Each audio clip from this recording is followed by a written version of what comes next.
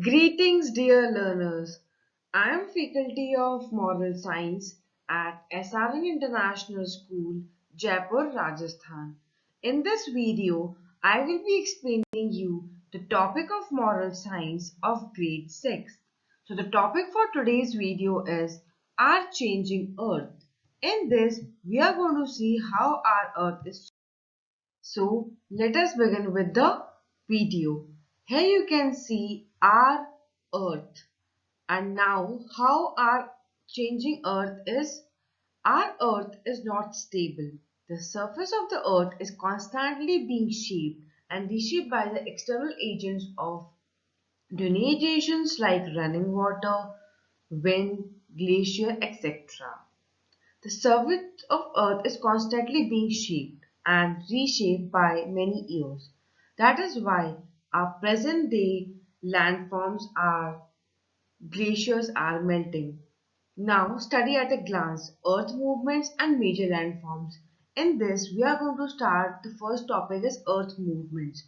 The variation in landforms is the result of two forces working simultaneously inside the earth, also on the surface of the earth, which means the forces which originate inside the earth and bring changes on the surface of the earth are known as endogenic forces or internal forces.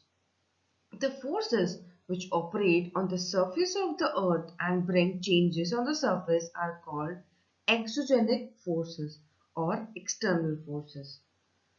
The endogenic forces try to uplift or subside the earth's surface while exogenic forces try to level down the surface of the earth.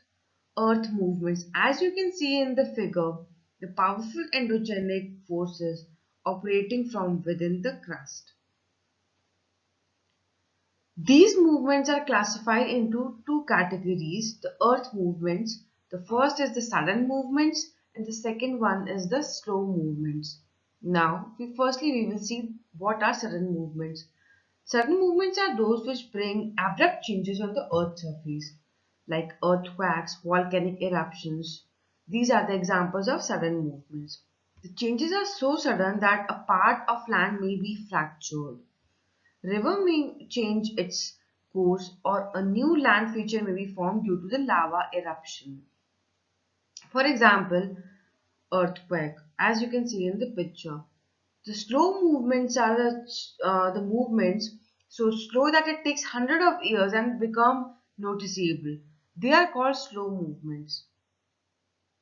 Slow movements are further classified into vertical movements and horizontal movements.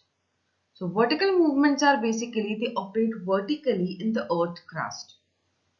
They cause large scale upliftment of subsidence or a part of earth crust. These movements are often known as continent building movements. Horizontal movements. Horizontal movements are those movements which operate on the earth's surface horizontally. Horizontal movements are of two types. The first one is force of compression. The second one is forces of tension. Forces of compression is the facts that act on the rock station from opposite direction due to within the rocks are bent up. That is the force of compression. They fold into series of anticlines and synesis. These forces are responsible for the formation of fold mountains. The next is forces of compression. Himalayas, Rockies, Andes, and Alps mountains have been formed due to the force of suppressions. The next is forces of tension.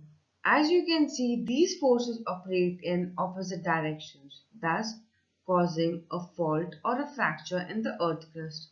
As you can see, the fractured rock strata either slide upward or downward along the fault line. The faulting line then gives birth to new relief features like the Rift Valley or a mountain, block mountain.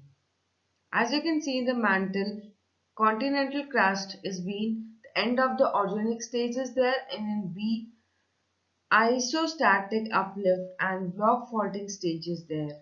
So these were the movements which were for the forces of tension. So I hope you got the topic very well. Our earth is very precious and important to us. We should save it at any cost. Thank you for watching the video carefully. Keep shining, stay healthy. Thank you. Keep liking it.